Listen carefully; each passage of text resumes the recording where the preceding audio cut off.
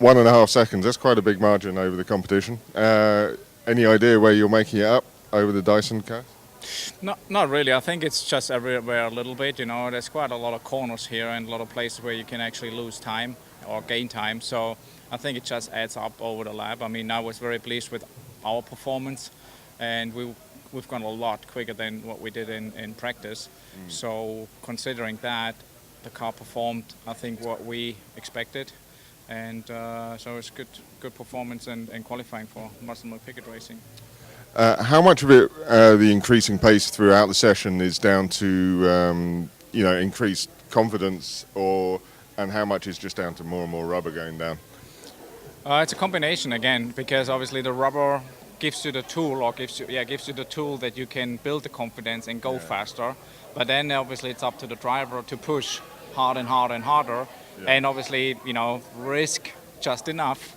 You don't want to risk too much on a place like this, just enough so you keep it within the walls and get the best out of it. So it's a very fine line. You got to have a car which provides you a lot of confidence and the right tires and so on. So it's there's a lot of little puzzles, little pieces basically need to come together to get the best out of the package then. And the Michelins bore up under the as the rubber went down. They were we had Bill Oberlin saying that they were very good for actually reacting well and almost bonding with the rubber that was down there. Yeah, exactly. I think the Michelin tires, the way they came in, and obviously the Indy cars are on a different rubber, so there wasn't any issue. The track certainly had more grip, and so we were able to really utilize the tire to the maximum, especially the fronts. It's always a bit of a question mark in the sports cars to really get the maximum performance out of the front tires.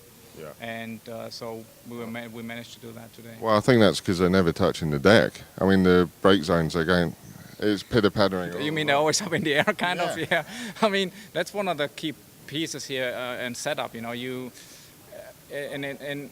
different ways to run a street course in setup.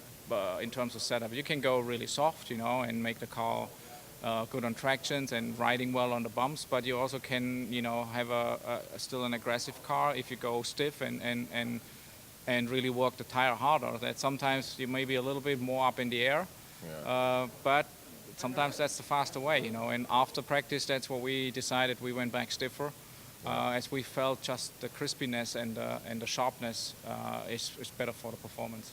Finally, has Lucas persuaded you to try an IndyCar yet?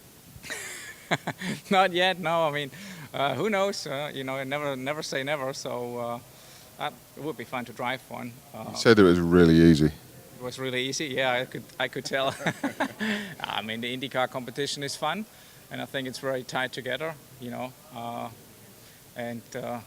My age, I'm not sure I should do that, but never. If you had a chance, you'd say yes. Yeah. So at least test it. Yeah. Of course, yeah. Of course. Okay, you heard it here first, guys.